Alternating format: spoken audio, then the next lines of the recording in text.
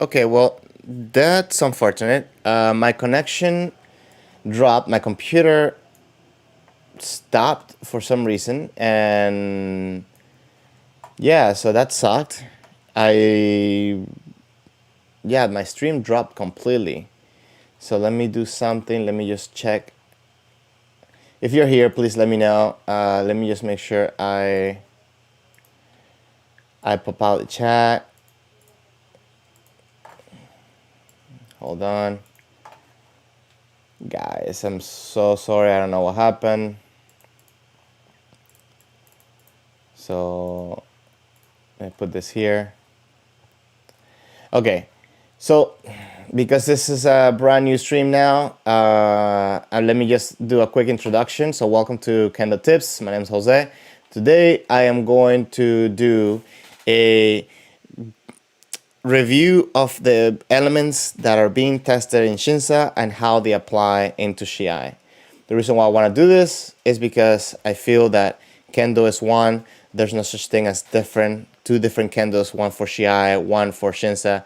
And I believe that these points that are being tested because they are effective within Shiai, your regular Keiko, and of course, they're needed for your Shinsa. So what I want to do is I want to get those elements today and compare them into a video from Takanabe Sensei's Nanadan competition, one of his participations. And hopefully we can see some of these elements being shown, and we will. And just in case, if you don't know this element, I'm pulling these elements from the guide that it's on the Discord. It's a testing guide from EQ all the way to Golden.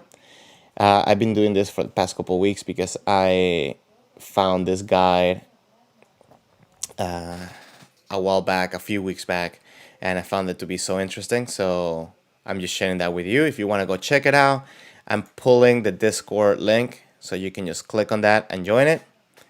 And again, for everybody that was here, if you join in a little bit later, I am so sorry. I apologize. My computer just decided to just turn off, and I don't know why. May need to check that out. So yeah. Okay. Hopefully people will start joining in little by little. Let me just make sure that I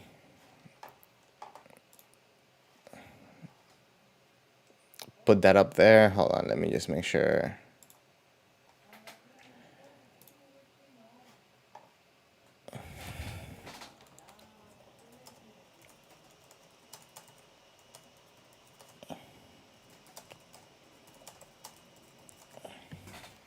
Okay, I'm going to send the link to the Discord. So give me 1 second, guys. If you're here. Oh, cool. You're back. Nice. I don't know what happened. My computer just decided to reset, like restart. So I'm sorry. Okay. So there it is. Okay. Nice. At least everything seems to be working. Let me just put in a little bit of music. I don't know if it's because anything is happening with my computer, but I hope you guys can hear me well. Okay. Hold on.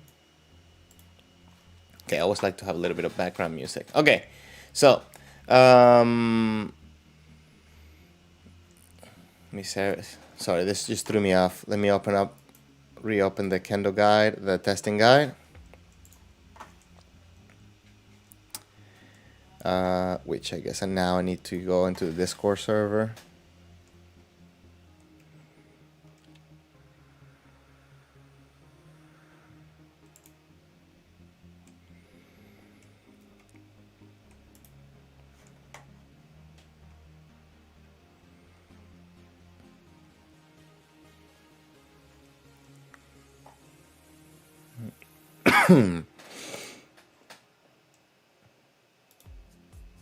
Okay. Okay, have it going on here. Let me just open it up here. And let me make sure that you guys can see it. I'm sorry, guys. This kind of threw me off completely.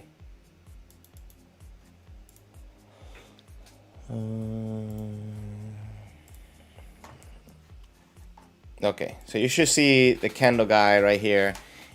Easy to understand, Kendo grading. Again, we went through all the ranks from EQ all the way to Yondan.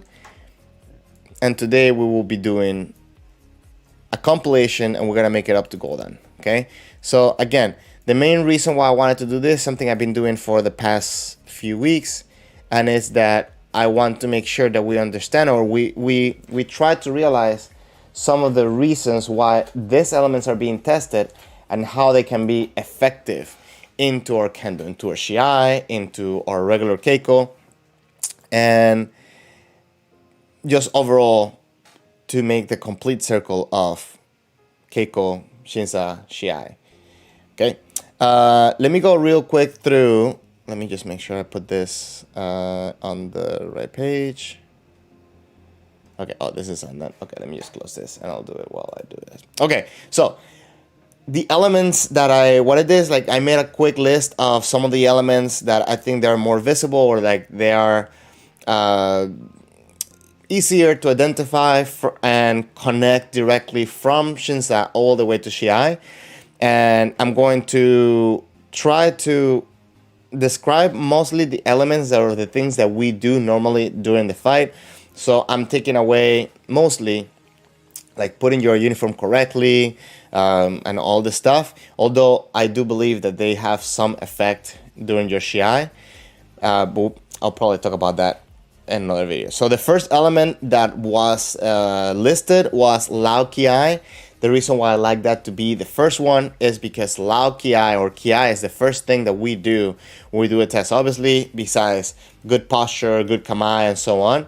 But that Kiai, it's the first thing that can drive the judge's eye to you, can make an effect on your opponent, and it's one of the things that will kind of flip the switch. For me, like it flips the switch right during the match. Okay, it's kind of what gets you in the zone at that moment, and it's just so very important to understand how to do it and the proper ways of executing it. Okay, the next element was strike aggressively. Now, when they say aggressively, doesn't mean to just hit hard, but it's to come in with spirit towards your opponent. There's many times where I see that people, when they come to attack, they just come in like, oh, and they just kind of like just land on top of the target. This is not what we want. We want to make sure that we have a solid strike and we come in with intention of attacking, not just landing on the attack, okay? Then all the way for Shodan, seizing a Datatsu opportunity. Now, they're not requiring you to make the opportunity, but they are requiring you to pretty much just have an ippon, right? Understand how to get an ippon. And that's one of the reasons why I like to, when I'm training with people that are brand new, the first couple of Keikos, I like to limit them to only men. For them to do only men and for their opponent to do men against them only, because we get to study more the timing, right? We take away all the overwhelming information of, oh, I can get hit on the kote, I can get hit on the do, whatever.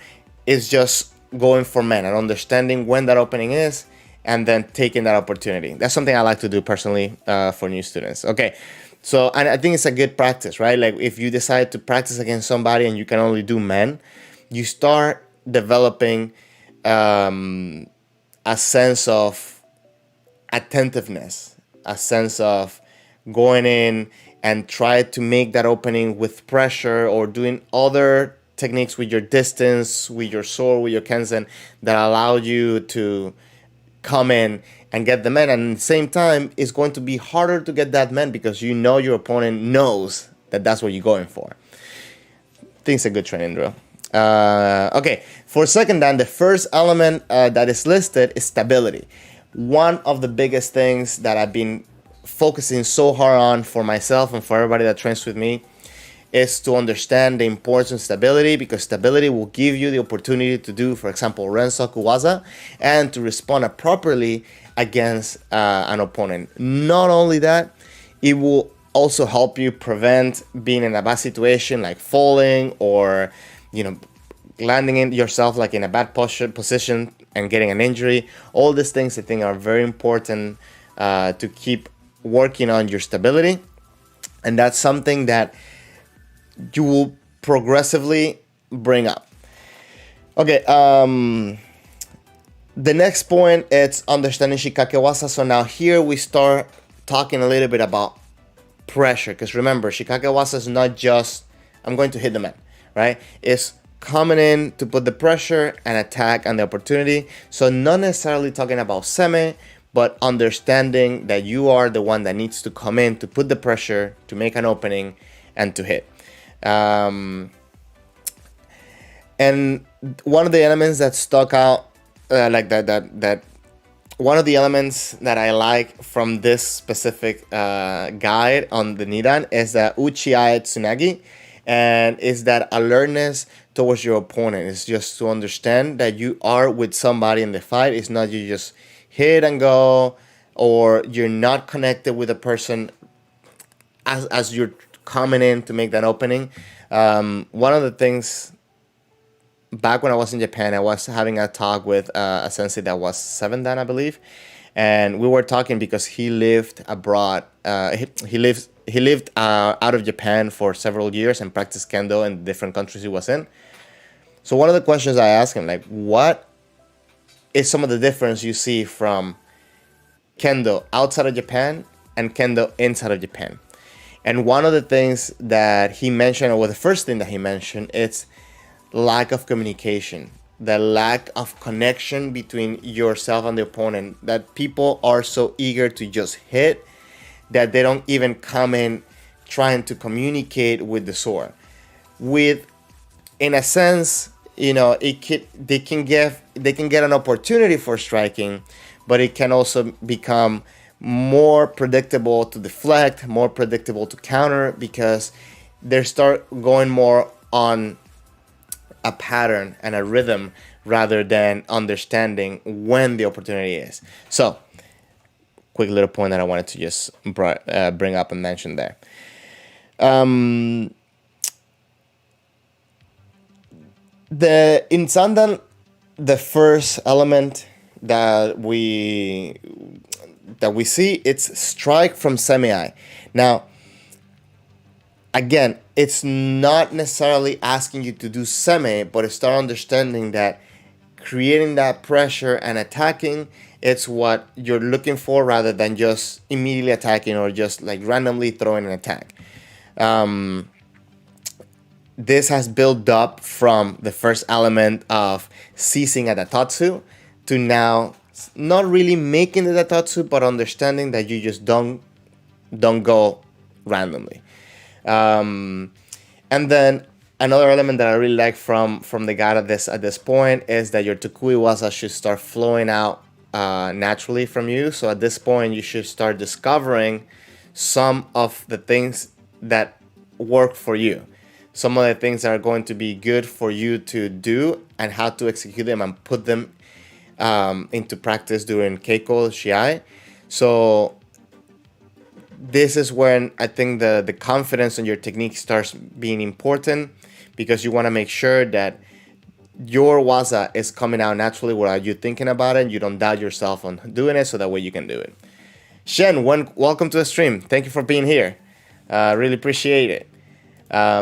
So let me just catch you up a little bit. We're going over all the elements to be studied all the way to Goldan. I am in Sandan right now. I am going really quick because we're going to do Goldan from the testing guide that's in the Discord server. And then we're going to match that up with some Shiai videos, okay? Okay, so for Yondan, identify the torture opportunity and not let it slip away. So this to me is very, very interesting, because at this point we want to practice, we want to understand that we are in a match at all times, right? I feel that sometimes people, maybe when they're in Kamai, or especially when they're in Suba Serie, they kind of just relax and they're just there. And I feel that the correct mentality is to make sure that every moment that you are in the match, every moment that you have your sword towards your opponent, it's a moment of opportunity. You want to make sure that you try to make an opportunity and you don't give an opportunity to your opponent. So you see this a lot, and there's something that I like to pay attention to, is that in videos when people are going away, like when they're doing practice, they do men and they go through away and they end up in a big distance. A lot of times when the level is high, they go back in kamae and they come close in kamae rather than putting your sword away and just walking towards each other. I think this is a very important element to practice and train for yourself, because it will give it to you to come out naturally during a test. Sometime a test, or even Shiai. Sometime a test, you will think that you go through and you'll see people turn around and then you just drop the Shiai and walk towards your opponent. That kind of feels that it breaks the tension and it just takes away the meaning of the fight. And in a Shiai, especially because the person is not required to show this beautiful follow through, the person can turn around immediately and strike you without you even knowing, thinking that the person was doing the same thing you were doing. So you want to make sure that you show this alertness at all times. Shen, is it true that the closer the mae, the less time we have to identify an opportunity? Well, I feel that the closer the mae, the more chances are that you get hit out of a reaction. So once you're closer, any type of motion can cause a reaction on the opponent, and unless you're like really calm or like really attentive and engaged in the fight, it's going to be hard for anybody to catch on to what's happening, or even to identify an opening. You want to apply the pressure from before an attack in Isokuito no Mae, right? That would be the ideal. Obviously, sometimes the distance gets closer, but especially in Shiai, right? Like, you want to make sure that you're always alert, and you don't want to be in a place where the opponent can have an opportunity just because they just made a movement and you overreacted. Does that make sense? Feel like that's... Or is that what you're referring to? Let me know. The other element, and this is something that I specifically want to develop even further for myself right now, it's seme with the kenzen. I believe that, again, the techniques don't stop just at men, kote, do, tsuki, right? There are more techniques, more things that you can do with your sword to close the distance and to make yourself an opportunity. Again, if you're too close, those opportunities are kind of not there. Tobias, welcome to the stream. Thank you very much for passing by.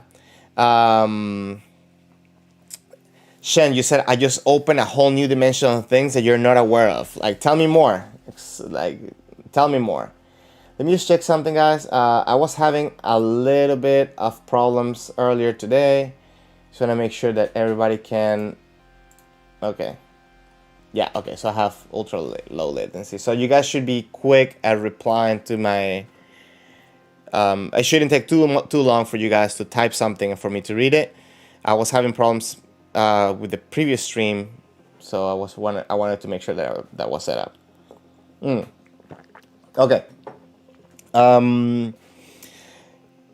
So again, seme with the kenzen and like all these things, I want to make sure that I improve on, and I want to make sure that I keep working on. But I understand that why this is a Yondan level, because I feel that a lot of people kind of start thinking too much of getting the sword away, like from in front of them. Too much of this, that they end up being in a bad position to attack for men, like their sword wouldn't be straight towards their opponent. You want to make sure that you polish your technique, your man, your kote, your do, and stuff like that before you come in to try to do this. Kevin, welcome to the stream. Thank you for passing by. What's my experience with beginners who are progressing within Kendo? How do you go about focusing on things that they will be graded on? So luckily, I found this guide, and it's going to give me more focus on helping communicate some of the things that they're going to need for grading. I made this list from the previous levels that we have in the guide, and I believe I'm going to make kind of like a checklist type of thing. I'll put it in the Discord server so people can start, not a checklist, because I feel like a lot of these elements increase throughout time. So maybe kind of like a self-test chart that you can rate yourself on this element so you can see what's lacking. But I believe that in order to create good Kendo, you have to have first proficiency when it comes to the technique. So my main focus is to make sure to keep, especially the beginner, especially when they're young, keep them engaged on doing the practice that it could take a long time to just do suburi, right? And it can get really boring, but keep finding ways to keep them engaged, to do these things, and then show them why this is effective. I get really good results when people understand why they're doing something rather than telling them just do it. But then they also need to understand that they need to just do it so that way the body learns it, right? So, and I try to focus on one element at a time, and more specifically, I try to get them to not to focus on too many things at a time. I like to do, especially at the beginning, a lot of energy drills when it comes to it, like a lot of follow through, Kihon, or a lot of Kirikaeshi, a lot of Uchikomi, and things like that, to make sure that the person starts understanding how to create a good impact, a good strike, without putting too much force. So I try to get out all that excess force, excess tension, and so on. And then I try to pick up all the little elements that are going to be graded on.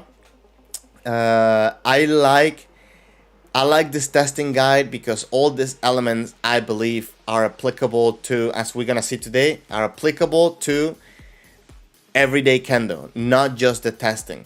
So again, I am trying to, especially for myself, I'm trying to build one Kendo that I can apply for Shiai, Shinsa, and regular Keiko. So of course, there are going to be elements that are some things that you want to avoid doing, for example, in Shinsa that you wouldn't do in Shiai, and vice versa. Like, for example, I wouldn't want to go back on my Shinsa, but I understand that in my Shiai, there are times when I'm going to have to retreat. And in Shinsa, I try to not care if I'm going to get hit as much as I do for Keiko, right? If I'm going to get hit, just take the hit and understand why that opportunity is happening. And obviously for Shiai, I'm not gonna allow that to happen, right? Tobia, where's the guide available? It's in the Discord, in the resource tab. If you go check it out, you're in the Discord, right? If not, you can just click the link that's pinned in the top box. And it's in the resources, and it's pinned. I believe right now is the one at the top. And I posted it, and it's the first one. It's the first one for me, at least, on the pinned messages. Shen, before I mention it, you only think of the closer the eye, the less advantage it is for myself, since my comfortable distance is Toma. But you said that it will also make it harder for your opponent. One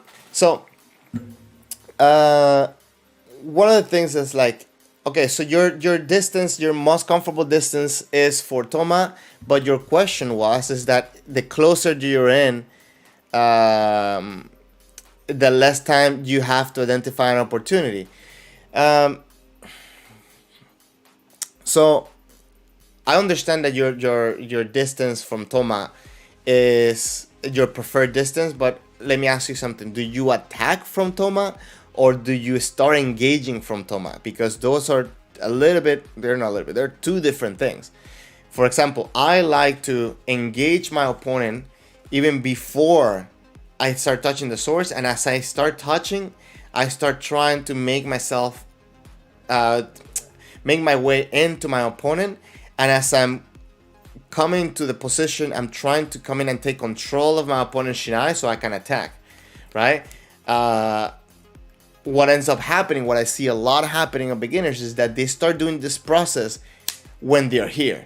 So they start, even when they're like in Isokita no Mae, so when they're here, they start trying to make the control, and then what happens is that at this point, for example, I can take control and I can make a motion, and then the person might overreact, right? Try to fight back, and it will give me an opportunity to attack. This is a complex topic, though. Like, it's something that will be interesting to keep working and to keep addressing. So Shen, yes, Fumikome from Toma, knowing you won't be able to reach if they don't strike in the same time. If they attack, it will be my Debana man. If they don't attack, I will follow up with a second man, Rensoku, as a result. So one of the things is that it is a great tool, and it's something that I use a lot. I feel like I have a lot of flexibility. I feel like I have a lot of reach. My problem, and again, this is personal experience, I'm not saying to not do what you're doing. And maybe it's something that you will find in the future. My problem was that I was getting hit on my Kaeshido. I was getting, people were doing a lot of Kaeshido on me, especially when I was in Japan, because going from that far distance with such a big leap, it doesn't allow me to change the timing. It's like one timing, man. And if I don't do that, if I do that, the person has the time to read the opportunity and just Kaeshido, right? So I'm making the distance for them. They will even make, like, tease the man for me to go, feeling that I was in control, but little did I know I was not in control. So Kaeshido. So you're saying the same thing for you? So it's a learning experience. I'm not telling you not to do it. Just try to find the optimal distance for that. Again, and this is something that I had problems with adapting to it, and you can see it in some of the videos that I have posted. So hopefully this will help you. Is that when when Sensei started to tell me to attack from closer, what ended up happening is that I was hitting too far in, so I was hitting too deep with the Shinai, because I was so used to leaping so much. So I had to kind of relearn my man, in the sense of I need to learn how to do a shorter step man to end up at the same distance. Because you have this tool, and I'm going to tell you this, that's how I feel. I have this tool that not that many people have, but if you have this tool plus what everybody has, then you have a wider range of things you can do. Somebody that I feel is really good at doing this, and you can see it very clearly in I think the first time that he won the All Japan, is Nishimura. Nishimura has this very nice man, but then for the last ippon that he got, or I feel because he got two men in a row, he started doing the approach as if he was taking the step, but he didn't take the step. He immediately went for the man, and that completely threw off his opponent, because he shifted the timing, right? So he used his, let's say, his favorite waza at that moment, not throughout the match. In that moment where, like, somebody wasn't expecting it. Does that make sense? How'd that make sense? So you said you mix in the big man and small man to throw off the Kaeshi timing. So that's a good way to start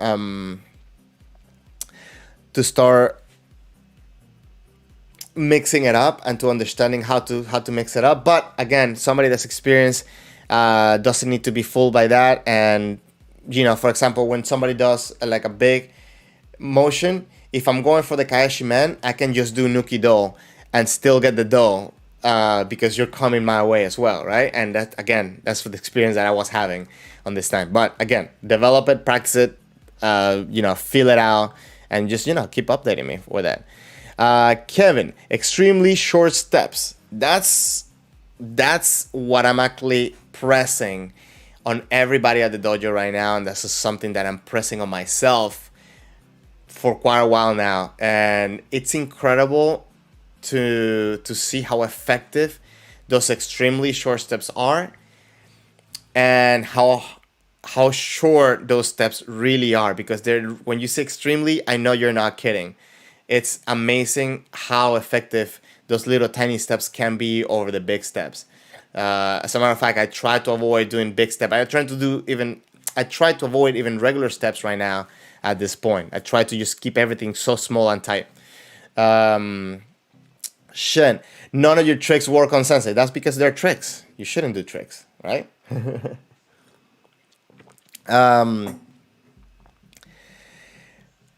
Oh, okay, Kevin. That's what you were. That's what you're trying to say. That men from a very close distance is very compact and explosive footwork. It is, and sometimes it could even be fumikomi on the spot, especially if the person is coming in.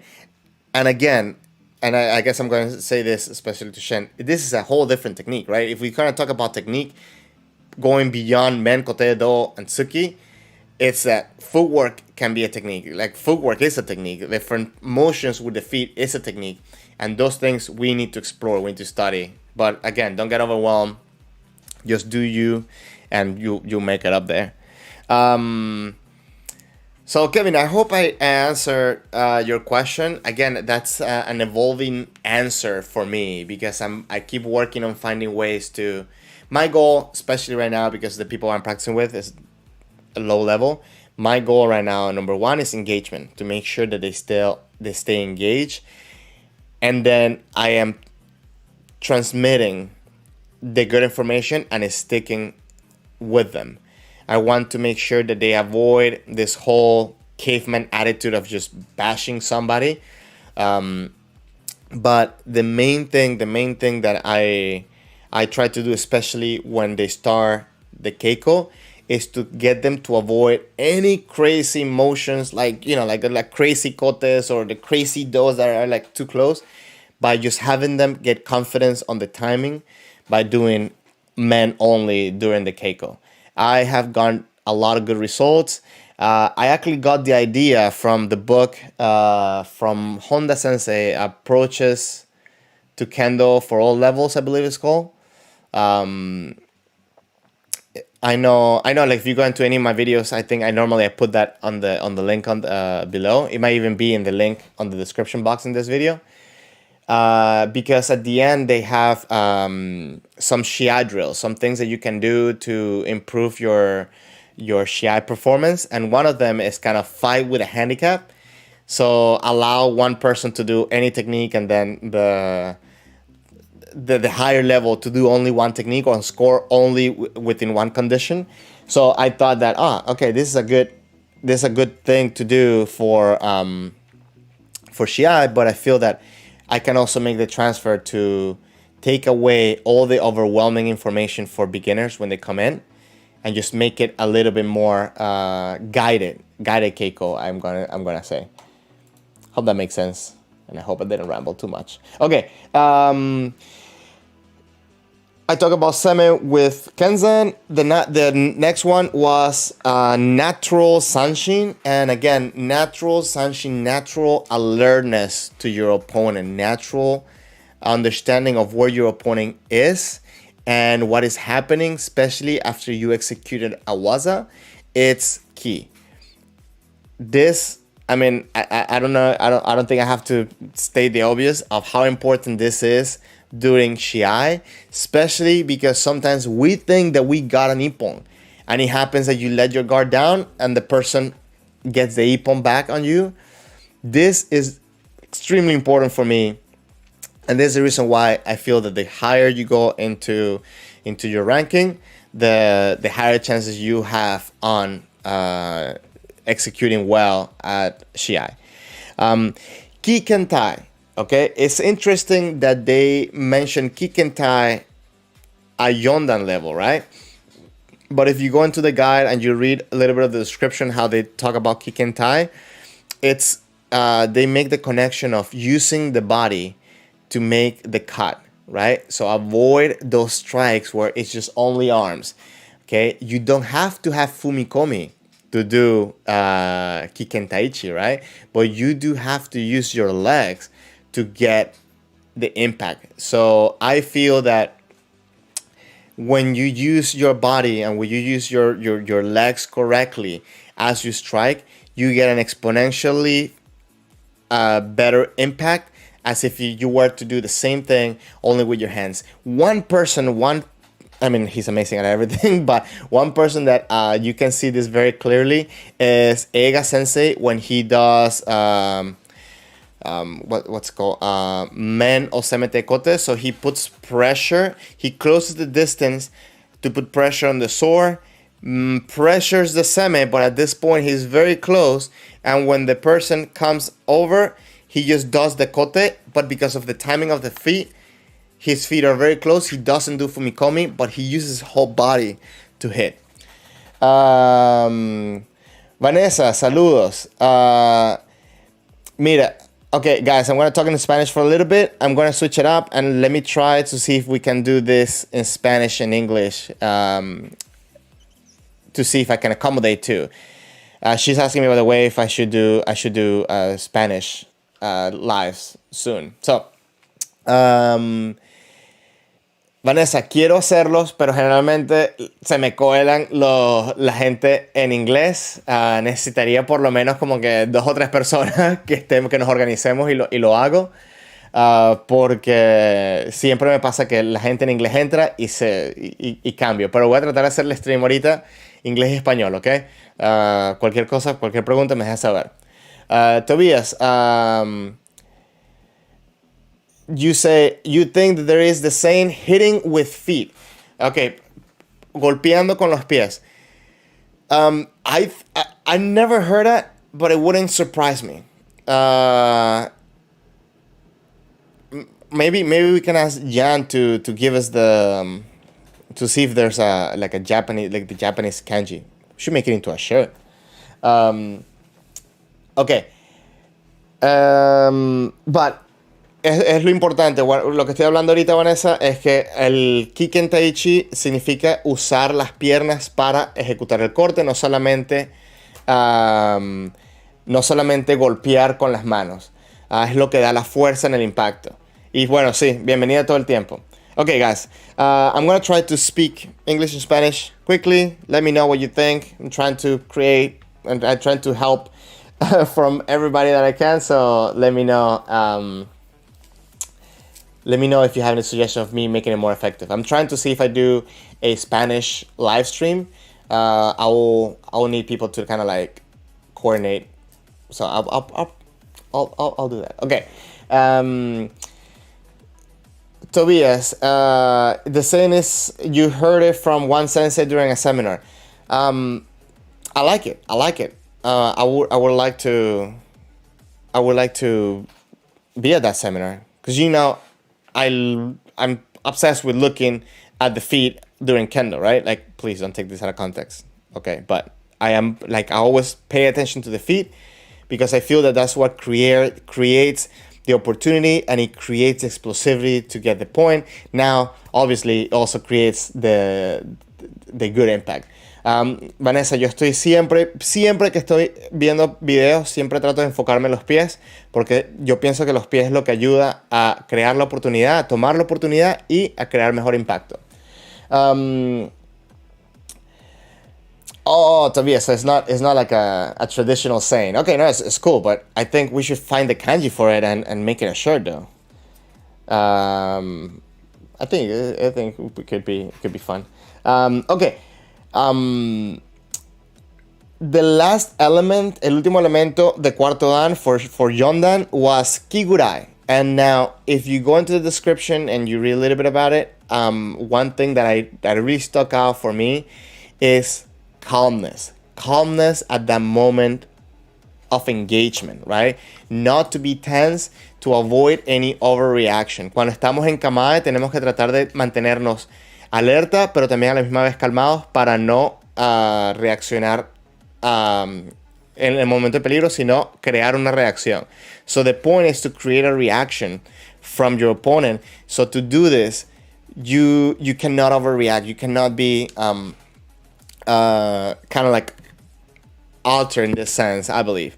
Now, one thing that I like about this is also showing your character. And we do a lot of this through our posture, not only our calmness, but also the way how we wear our bagu and everything, all these little details, all this presence. I think at this point kind of have such a big impact on your opponent, on the judges. And when I say judges, guy, I want to make sure they understand. I say judges during Shiai and during Shinsa, okay? El punto que estoy hablando ahorita en inglés es que es muy importante la presencia, cómo nos ponemos el bogu, cómo nos vemos enfrente de la persona y cómo la presencia que estamos emitiendo hacia el oponente. De una presencia con calma en vez de alterado. Okay, so Ben, feet, of course. And I'm always talking about footwork, right? Okay, so guys, time has come. We can talk about the elements for Golden right here. Let me just make sure that I have this. Okay. Oh, I cannot see this completely, so let me just. Okay. Make it like this. Okay, so points of an executing waza, puntos para ejecutar técnicas. Are the waza executing naturally and for a reason? For a reason, not just randomly throwing strikes. Son las técnicas ejecutadas con naturaleza y con alguna razón. Siempre hay que tener una razón de atacar, no solamente atacar al azar. Within the offensive and defensive exchange with the opponent. So again, we have to be alert for our opponent when they're coming in, so we can be, on the defensive in the sense of deflecting and countering, or putting the pressure as well to take the ippon. Es importante que estemos alerta en la parte defensiva y en ataque. Are you aware of distance, opportunity for the Totsu strike, and are capable of executing the Totsu strike with Kiken Taichi? Again, they're talking about this at Golden level, right? They didn't make this for the previous levels, and again, it's because at this point our technique should be polished, and at this moment we should be engaging the body.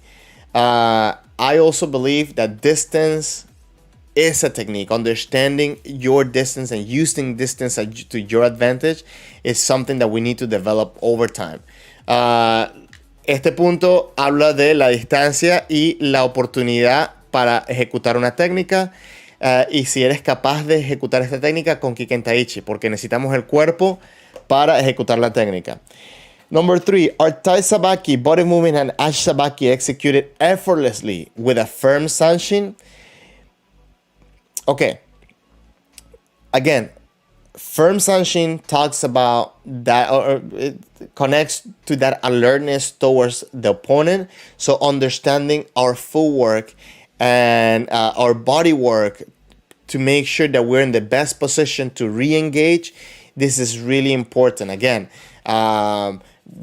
one little example could be people going in through and then turning around and being 3 miles away from each other, and then just coming in, just relax and stuff like that. You need to have that alertness that you're in a fight, coming in and use the proper footwork. Understand, for example, that you may have to change your body angle when you're doing Kaeshido and have stability and be able to go through and then turn around with the proper footwork. And keep the alertness on the opponent. Keep the intention and attention on the opponent. Este punto habla de el movimiento del cuerpo y el movimiento de las piernas, que sí es ejecutado sin esfuerzo y manteniendo una alerta hacia el oponente. Estos son puntos que se deben practicar y se deben entrenar para obtener el rango de Golden.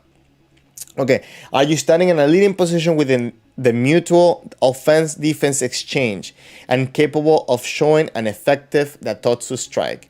So again, are you engaged with the opponent?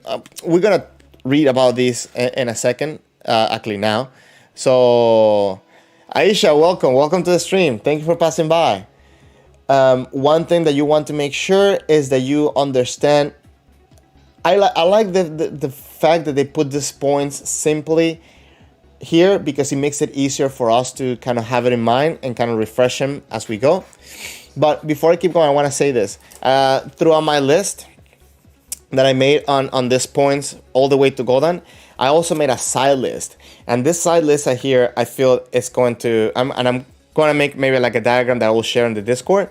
And talking about all the skills that we should start picking up on the earlier ranks and keep developing all throughout, and hopefully connect them all together at the end, right? Or as we go. So the first one that I put in is your spirit, and I don't want to get into like like spirituality or religions or anything like that. I'm talking about your presence of your mental state during the fight. Hi Steven, welcome in. Welcome. Thank you for passing by. So when I talk about spirit, I think about that self-talk that you have during your fights, that engagement and that willingness to keep going throughout your keiko, as well as the energy that you are sending out, right? As we move up in rank, I believe that this shows off more like as confidence and strength. There can be many words to express or to describe this, but ideally you want to understand, you want to show that you are in the moment, that you are showing that relentlessness, and make sure that you are focused and engaged with your partner. Okay, the next point that actually I picked up from one of the earlier points is strikes, and to this I'm going to say as well tenouchi, right? Understanding how to properly strike, but also improve your tenouchi to allow yourself to get a good impact with less motion from your arms, especially that pulling and pushing motion with your arms. Aisha, so you said you missed the live. You're happy you can watch it now. Talking about the time, anyways, it's nice seeing you again. Thank you very much. Thank you for passing by. I haven't seen you in a while, so hope you're doing well. I hope are you getting good practices lately, or is your dojo closed right now because of COVID? Let me know. Okay, the next point that I put in this list was smoothness, and allow yourself to be fluid as you go through. So fluidity when it comes to kamae, and also fluidity when it comes to the execution of your technique and execution of your footwork. Vanessa, disculpa que me fui de inglés, voy en español rápidamente. El primer punto para nosotros subir de rango o para trabajar es el espíritu. También la ejecución de los golpes, tener mejor tenouchi, mejor golpes. Y también la facilidad que tenemos en ejecutar el trabajo de piernas y la estabilidad después de un ataque. Okay? Within all this, within the smoothness, I connected it as well with stability. With stability, I believe is very important because it will allow you to produce Rensaku Wasa, for example. It will allow you to adapt to your opponent, to the situation, and it will allow you to stay engaged all throughout the time that you are during the Keiko, Shiai, or Shinsa. Waza, of course, we have to develop our Waza and improve our repertoire of Waza. And then go beyond just men, kote, do, and tsuki, right? Even developing like kote men, for example, kote men do, or kote do, all this waza all together to keep developing your waza and your ability to execute this waza, to make the proper opening to get this waza. Obviously, we talked about character, so this is something that I feel develops throughout your ranks, and also the details, the attention to details, all these little things that makes us better or that provides us with improvement, the little things that we do and that we don't have to really think about it as we go up in rank, but we have to think about them earlier. Make those things natural within yourself. And the big one, distance, right? Understanding the use of distance. And this is something that as we go, we should be improving and we should be diverse on how we use distance, far and short. Rápidamente aquí en español, hay que incrementar el repertorio de técnicas y también saber usar la distancia en cuanto a cómo atacar y cómo prevenir que nos ataquen. So Aisha, you're good. You practiced the past 2 months, but unfortunately your dojo closed again and you're having curfew for the moment. I'm doing good. I had a little bit of a elbow problem, behind some elbow problems, but still I'm going to practice. I'm very lucky that I'm still getting some practice. Practices are very small, especially right now after, the whole COVID, practices are being small. But I'm very grateful that I get practices and I get to train the aspects that we're talking about here. Okay. The first point was executed naturally. Simply put, a wasa that matches Riai can be understood as a wasa that conforms to the principle of Kendo. The more specific, at the moment the Kensa seizes the opponent's center after seme.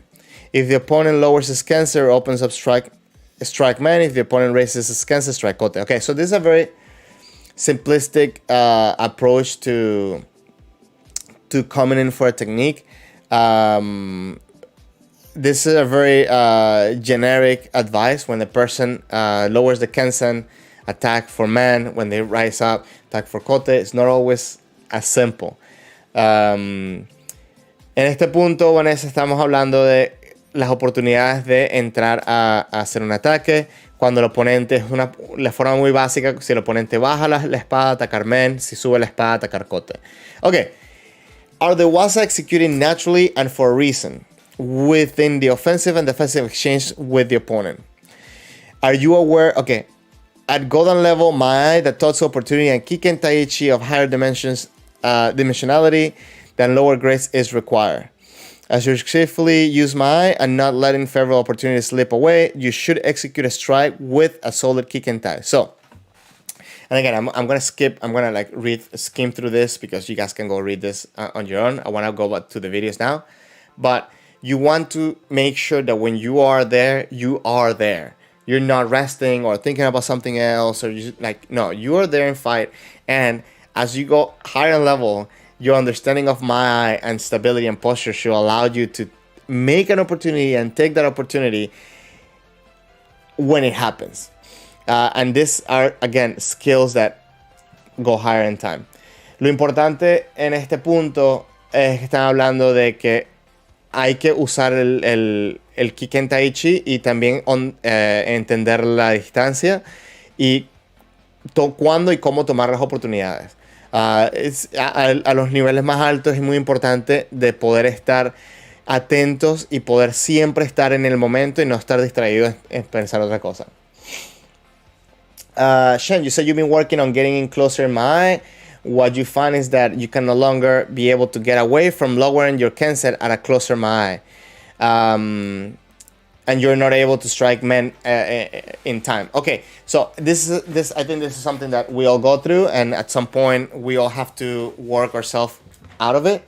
Okay, you said you will strike in time if it were from Toma, even after lowering your Kensen. Okay, yeah, because the adjustment time is higher, right? When you're like a longer distance, where shorter distance, you have to be more efficient when it comes to lifting it and bringing the sword down. But one problem that I was having a lot, it's that the closer I was getting tangled up with my opponent. So it was easy for me to get tangled up and not be able to raise my sword in time because maybe the opponent had him pressure. Even if the opponent wasn't trying to do pressure, but instead of covering their men, for example, obviously I couldn't go in around and to do kote.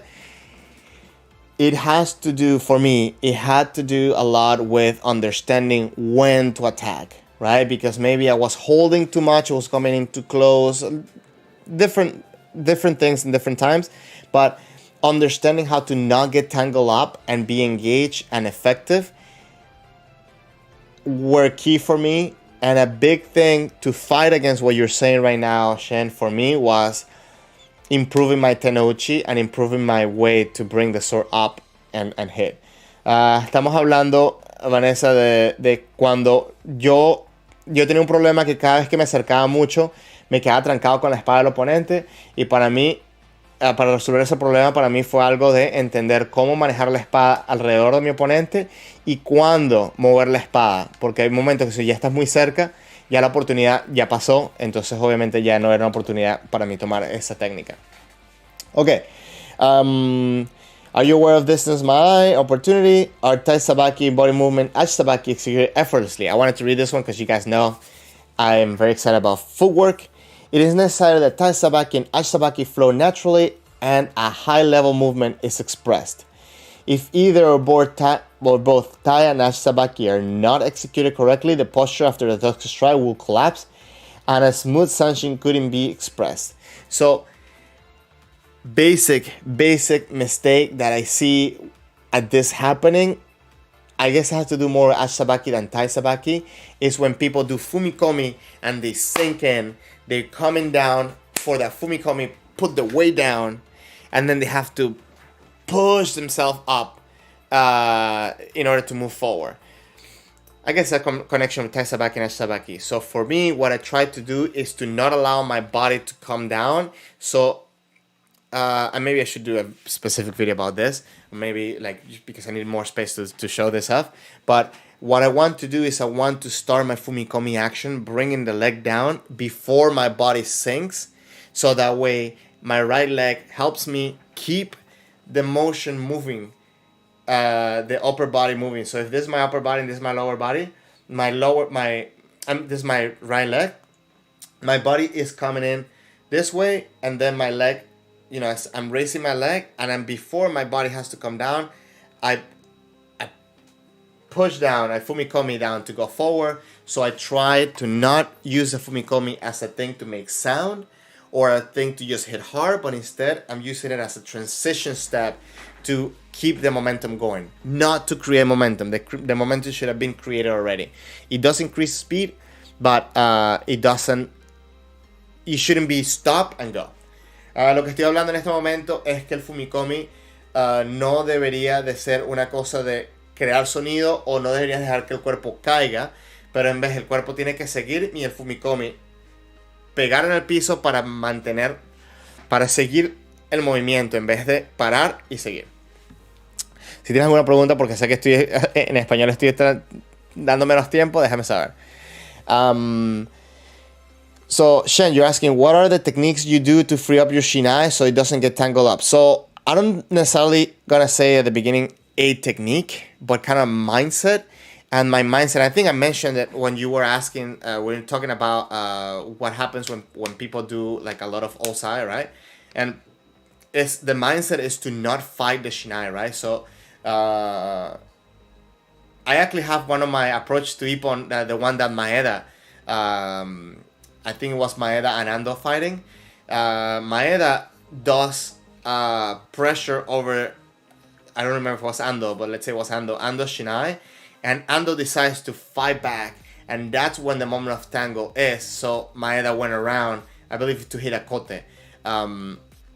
But instead, if you come in with a mentality where like you're not fighting, but instead trying to control, even if you go from the same side, I'm not fighting upwards, but instead I'm fighting to like corkscrew myself into the shinai. That for me was a big game changer when it came to understanding how to approach my opponent and not get tangled up. That was number one thing. Number two, again, is the timing and understanding that there's gonna be a point that if I get too close, it's gone. I cannot have diversity on my waza. I have to anticipate the waza before I get to that point and execute the waza before I get there. If you wait for yourself to get in there and then make the decision to do the waza, it's too late. You should come in and then anticipate with the motion of shinai. Maybe if you have to go around or whatever, go around and then execute the waza before you get too close to that moment. Does that make sense? Hope it does. Okay. See. Okay, better here. Are Tai Sabaki body movement and Ash Sabaki executed effortlessly? Okay, it's necessary that Tai Sabaki and Ash Sabaki. I read this already, right? Yeah, I did. So let's go down. Are you standing in a leading position within the mutual offense defense exchange? It is desired that at all times you should take sen. Apply seme to your opponent and win. If done correctly, you should be in an advantageous position, and from such position be able to strike a yuko datotsu. So, gracias, Vanessa. Okay. Okay, ya lo hablo en español. In this point, it kind of reaffirms what I'm talking about, that you should be always engaged, okay? And whether you're doing ojiwasa or shikakewasa, you should be applying pressure. Let me just take this out for a second. Oh, what did I do? Sorry. Okay. Whether you're doing shikake and ojiwasa, you should be trying by making the pressure. If this is you and this is your opponent, if you wait for the opponent to come for you to do kaeshido, chances are that, okay, maybe you will get it, but chances are that you may miss this technique. But if you instead put the pressure forward, even if you just holding in with tame and then the opponent decides to react, you are gonna have more chances of properly deflecting the wasa and countering. Vanessa, el punto que estoy hablando ahorita es que uno debería ejecutar el shikake wasa y el oji wasa de la misma forma, ambas creando presión en vez de estar esperando. Si sea que tú vas a devolver un ataque, esperar que no es bueno esperar que la persona ataque, pero tú debes de tener la intención de irse adelante.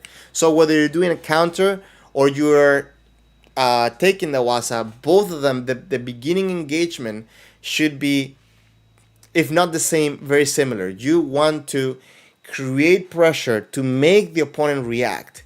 Whether you're going to deflect the technique or whether you're going to attack, you want to be the one that is creating that opportunity. And I believe I talked about this on my last stream, but when you're giving that pressure forward, even if you're not moving, it's like your body is feeling that it's building up energy, especially in your hara, in your core. So at the moment of letting go, you're much more quicker to approach your opponent, rather than you're just standing there and then like, oh, he's moving, and then you have to your movement is not together. Does that make sense?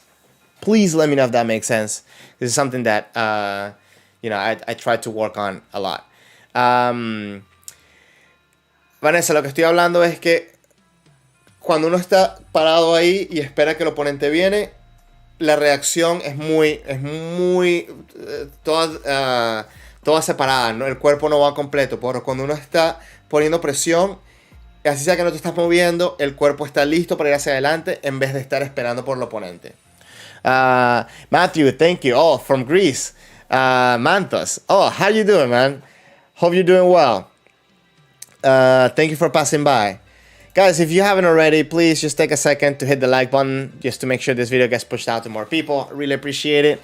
And Tobias, okay, it's making sense? Okay, good. I just want to make sure that I'm being clear. I'm not rambling with all crazy stuff and just, I do tend to talk a lot. I need to work on that. Anyways, Tobias, thank you for sharing your experience with ojiwasa. Your experience with ojiwasa is when you wait to execute ojiwasa, then it's always too late. It's, you know what? It's funny because we have to find a balance. If you come in with the mentality, I'm going to do this wasa, then you're too early and it doesn't work, right? Because maybe the person will do something else. And if you just waiting there, I'm going to do this wasa, I'm just waiting for the person to come, too late. So yes, we have to find that point, that point of balance. And I think the point of balance is understanding that we are creating the pressure. And, as a natural progression, I know I was asked earlier how do I focus into the progression of the students or the people or the beginners. One thing is that shikake wasa will build up to ojiwasa, not just, kaishido. No. You have to understand how to do the shikake wasa. What are the basics of it in order to go for the ojiwasa? Okay, Guys, I think it's time to start watching some videos. I think we're past time to watch some videos. So I have 2 videos for today. They're not long, but I think they're gonna show off a lot of these elements. Again, I use Takanabe Sensei as the example for these videos. I really like his kendo. I really like his execution of men. So hopefully you guys also enjoy the video, okay? Let me make sure that this is working properly. Tobias, okay, you say exactly. When you think I want to execute X waza, then it's very unlikely to perform the X waza good enough. Yeah, so you cannot be too early and you cannot be late either. Okay, guys, hopefully you guys can hear this. Let me just make sure I turn off the music real quick. Let me make sure that you guys can hear the video.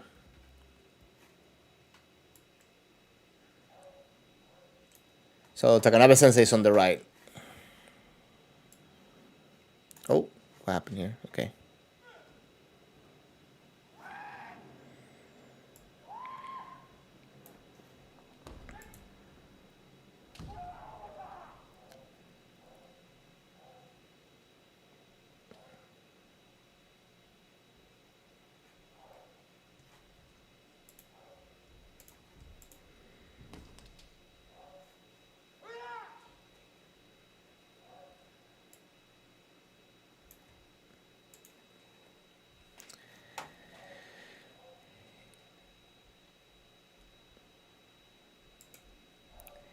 Shen, I think all the times when you do something and you just allow your body to do it, that tends to be the best execution.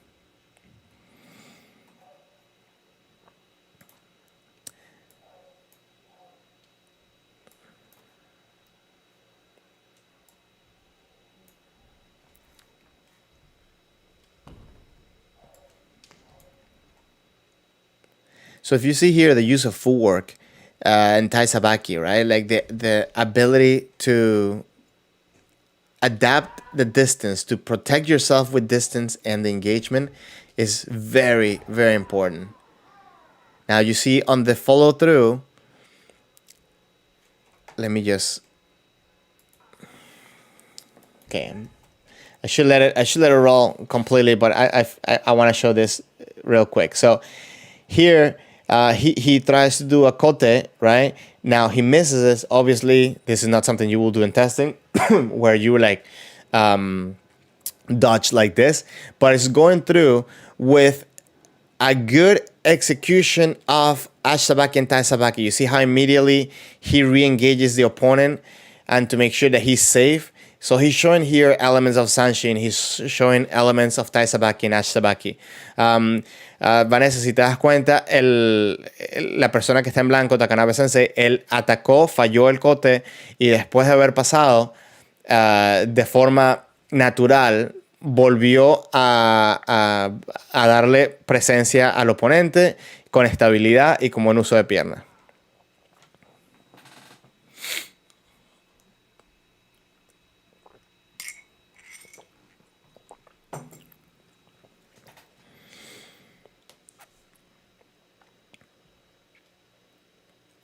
What I do like about Takanabe Sensei is his use of the Shinai as well.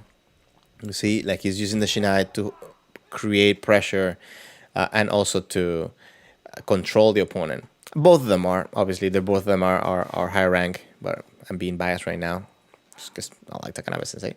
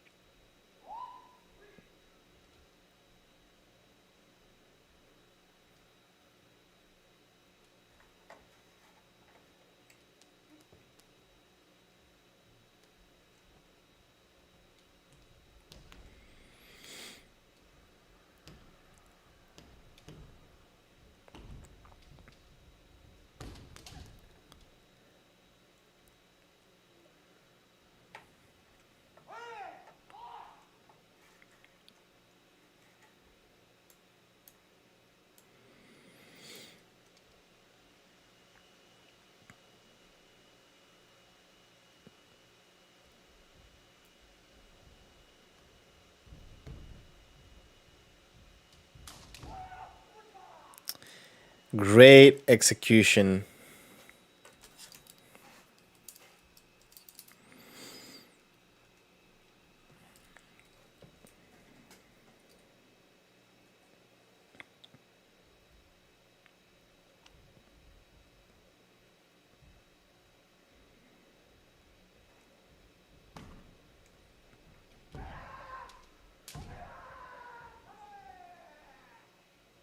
See how he moves forward with the shinai towards the opponent, keeping the engagement.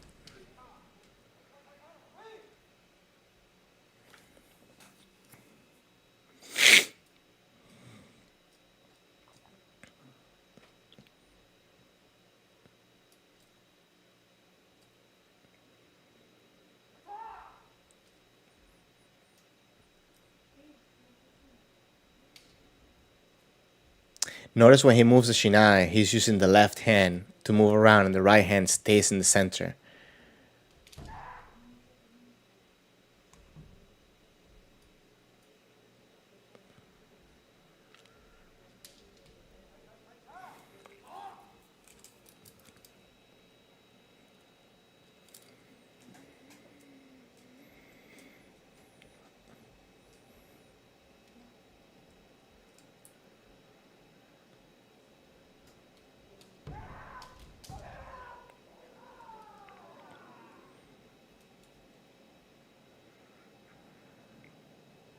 See how Red, even though he didn't get the ippon, he kept the engagement. Even it looked like he might have gotten the ippon for somebody, right? But regardless, he kept the engagement.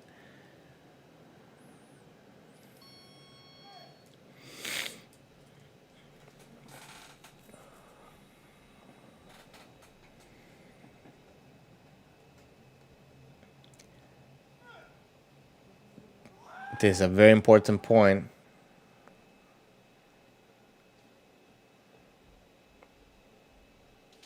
Oof. Okay, so we have to see this again. Now, one thing that I always say, one thing I always like to talk about is that when you are coming back to the center and re-engaging, you have to keep that alertness. But normally, going to encho and this type of breaks like this, they change the dynamic, they change the rhythm of the fight. So you have to readjust the rhythm. You have to, I think, increase your level of alertness. So a lot of the times, this is something that happens commonly. Going to encho and immediately an ippon gets a score. But again, so Takanabe Sensei applies pressure, goes back. They're trying to figure out what's happening. Takanabe Sensei is being very mindful of the distance and the timing of his opponent. His opponent is considerably taller than him, so I'm guessing that he's also being very careful with the man because of the reach that he may have. So look at this. He starts engaging forward. The opponent goes back. He re-engages forward. And actually, this is what I was talking about earlier to Yushen about that long step man that he looked like he was going to step in and then he just went directly for the man. I like seeing this, and this is something that I like to do as well. Okay, look at this. He comes in, right? The opponent readjusts the distance, so he looks like he's taking a second step and to re-engage, but he's already in a very close distance. It's really hard to see when you lower the Kensen here, but look at his right foot. It's looking like he's going to put it down, but he doesn't. Immediately he keeps the engagement of the left foot, pushing forward and going in straight directly for the man, the opponent, because he was on that backwards motion. Look, his opponent was a little bit on that backward intention, I guess. Let's watch his opponent now. You see, like he was already like going backwards. Like his left foot is not as engaged as Takanabe Sensei's foot. He decides to go forward from here. And yes, Tobias, he's pretty much like standing in one foot. And then as he keeps going forward, the opponent is already late because he's already creating momentum, right? So as he's going forward, keeps going straight, and then bam, look at that, gets him clearly, and his opponent just didn't have the time to react because he was in a close distance. Again, Shendo, this is not, he didn't attack from Toma, okay? He came in and very nice, man. Really love watching this type of man. Shen, you're saying he's catching air. Is it because of the opponent's is a lot taller? No, I think at this point, because remember, at this point, they both were on striking distance. Like they were more or less this distance. Let me go. Like here. They were more or less this distance. What happened was that one of them had the Shinai down.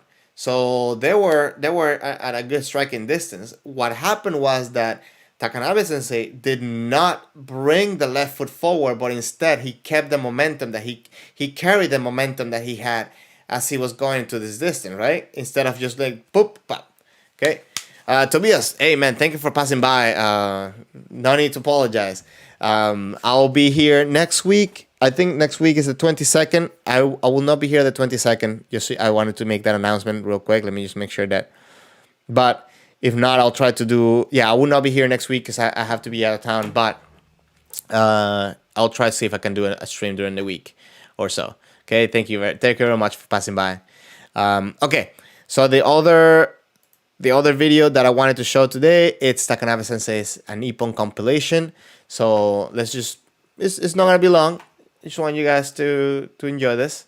And the resolution is kind of bad, but it's a compilation from 2003, I believe, all the way to 2012, maybe. So let's watch some of this.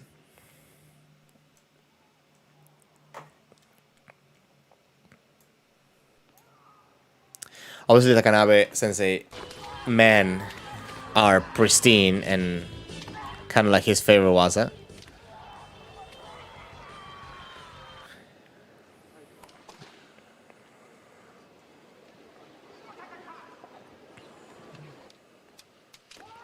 Ooh.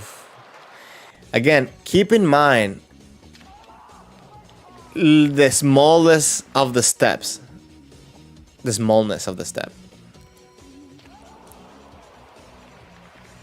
Es muy importante ver lo pequeño que son los pasos que él usa para entrar en la distancia. Disculpa, Vanessa, que se me fue el español.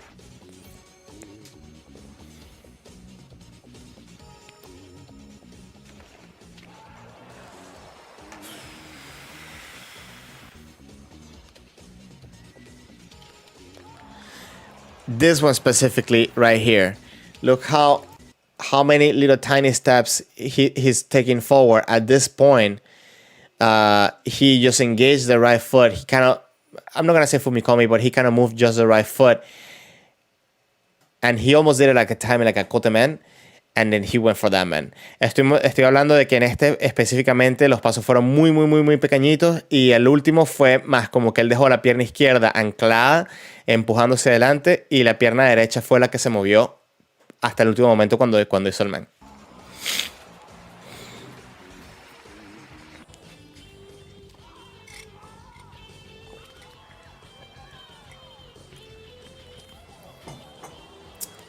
Again, look at the stability that you get from the tiny steps, right?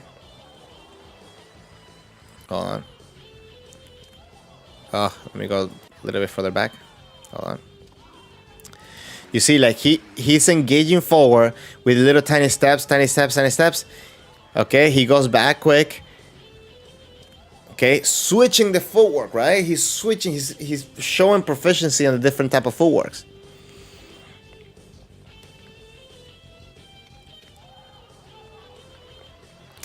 This is a very far man. This is a very nice. So you see, like he engaged from a little bit far. He's coming in with momentum. He's keeping the momentum forward and taking advantage of the person going back.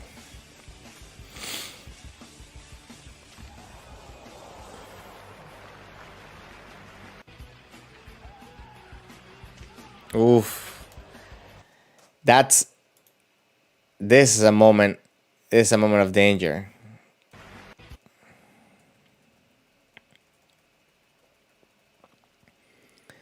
Look how he comes in. His opponent like closes the distance. Takanabe Sensei, anchors, and immediately when he anchors, inmediatamente cuando pone el pie izquierdo, empieza a empujar hacia adelante. He starts pushing forward, and he returns the intention towards the opponent with that man. Again, the use of footwork and the proficiency on how to move yourself shows his ability to move up in rank, right? So that's one of the things that I admire that they put in the testing guide, because this way it allows the understanding of how important stability, focus, and movement is in Kendo. Es muy importante el uso de las piernas y saber cómo cambiar el tipo de trabajo de piernas durante una pelea. Y eso es lo que muestra el rango.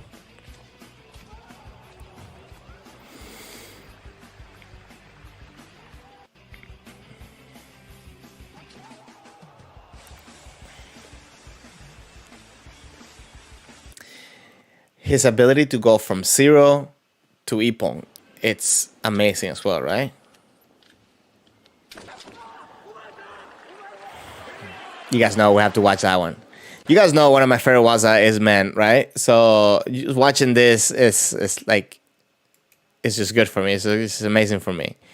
Una de mis técnicas favoritas es men, y por eso este tipo de video me gusta bastante, porque este sensei hace bastante men. Okay, so look at the fluidity of the footwork. He's coming in forward. He's keeping the pressure with the shinai. He's closing the distance. He's closing the distance fluidly. And then at some point, he engages the left foot to go forward. Look, he gets there. He engages the foot. But even though he has a lot of momentum, he's in a very close distance. The opponent, obviously, he feels at this point he cannot keep going back. And at this moment where he decides to stop, he throws a kote, but from the same distance. Look, he changed the footwork from creating momentum to hitting pretty much in place. And then showing that engagement towards the opponent.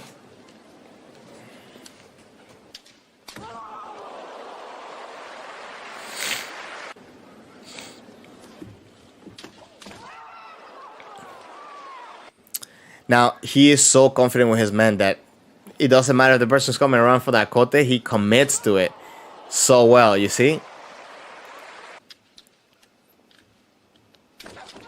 Look. Look at this one.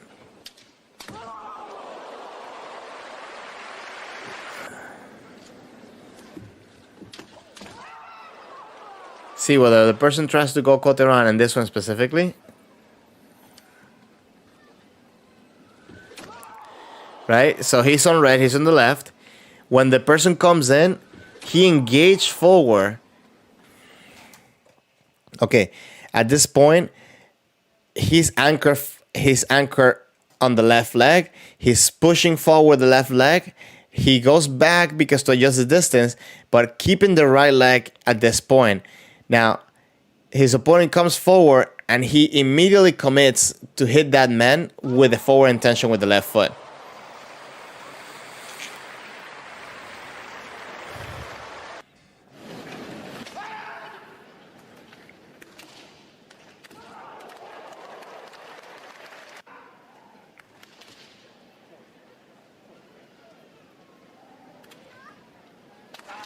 Ooh. First kote we see from him.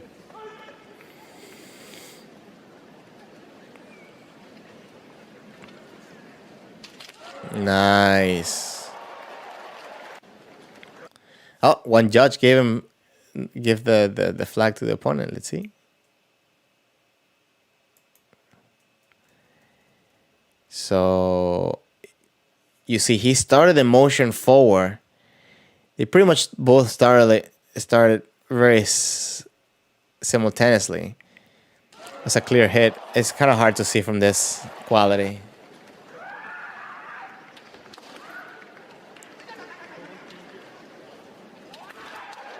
Oh.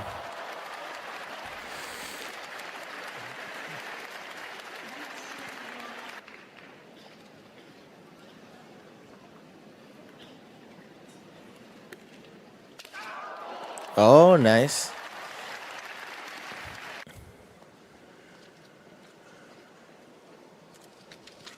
Takanabe on white here. Ooh.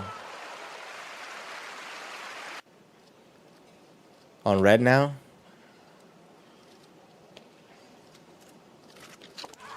Oh, wow. It's impressive. Oh, I was about to say, oh my God.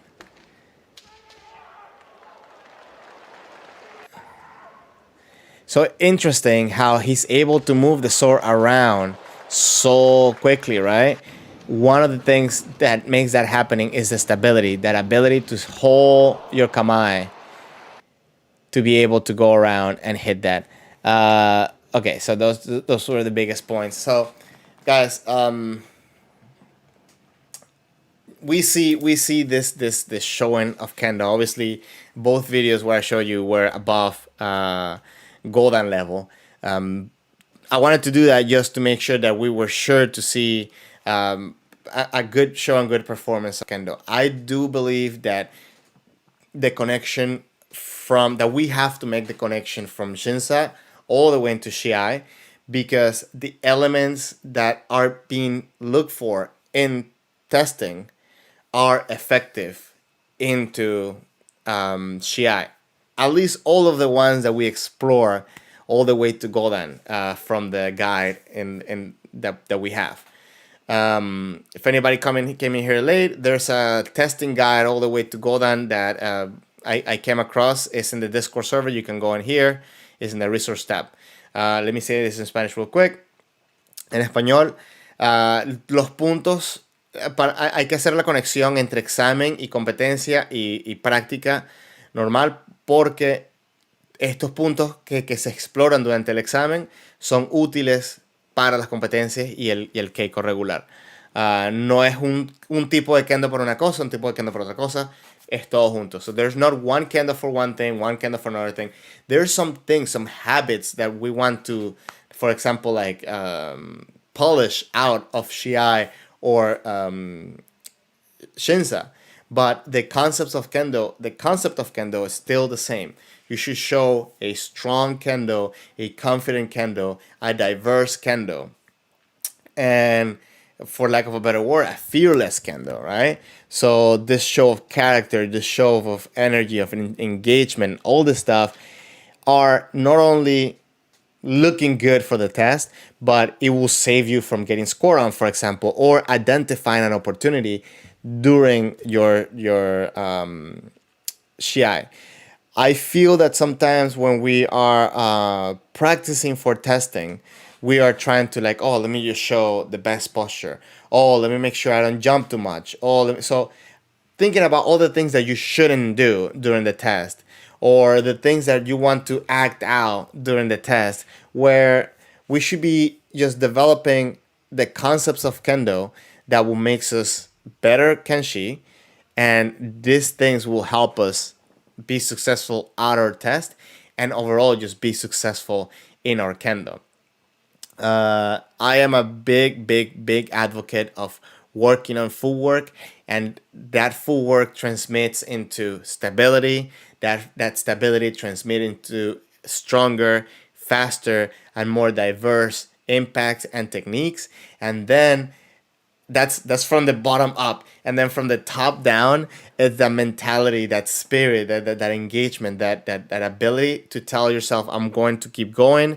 There's one more opportunity to do another wasa. Don't just attack and then just relax, right? Even in practice, you see a lot of these videos that when people go through, they turn around, they're in kamae, they're far, but they're in kamae. They're acknowledging their one is in front of the other, and they come close, and they don't re-engage because they're already been engaged. So these are the elements that I want to practice for my kendo, and I hope you practice for your kendo too. Of course, I'm going to be making a list and like some, maybe like a diagram that you guys can just for fun just use and check to see how you're progressing. I'll put that on the Discord. Please let me know if you have any suggestions or questions. I hope that you find all this stuff useful and entertaining. But if you have any suggestions, you do it differently, please let me know. I'm interested to know that. But I hope that learning from this will give us a better mentality at the dojo, and we can work, all of us, to just become stronger and to just push each other into being better. I think that just as much as testing, when you're in Shiai, you should show good character, and overall, just even in Keiko, all of this stuff, you should show the same things. Okay, there's going to be a little bit differences when it comes to maybe some reactions that you are allowed to have on Shinsa, that on Shiai and Keiko, that you're not allowed to have them on Shinsa. But overall, the concept of Kendo should be one, not three different Kendo, one Kendo. And I think we should avoid thinking about this thing. Oh, I shouldn't do this, you shouldn't do that. No, you should focus more on what could you do to be better? What can you do? What should you do just to do the best? If you guys have any questions, please let me know. This is all I had planned for today. I am going to try to come. I was thinking of doing for my next stream formats of practice, like different drills and things that we can do, or like the way to format our practice to be to go for improvement. I'll have to think about it. I'll have a lot of time to think about it. But if you have any suggestions, please let me know. Let me say this in Spanish because I forgot. Vanessa, disculpa que se me olvidó en español, pero lo que estoy hablando aquí es que el kendo tiene que ser solo uno, no un kendo para examen, un kendo para competencia, un kendo para el dojo, sino que todo debe ser un solo kendo. Y espero que los puntos que hemos hablado hoy ayuden a mejorar la calidad de kendo que tenemos nosotros, ¿ok? Sabes, cualquier pregunta que tengas, por favor déjame saber, y voy a estar trabajando en formatos y cosas de prácticas que podamos hacer nosotros para mejorar nuestro kendo. So, yeah, for my next stream, that's what I wanted to do. I wanted to get some of the kendo basics practices. Takanabe Sensei has one. Teramoto Sensei has one, and Takenouchi has one. So just taking off some of those formats, studying some of the formats of practice, and seeing how can we make it more effective, and what are some of the things that we can do at the dojo in order to be better and to do better.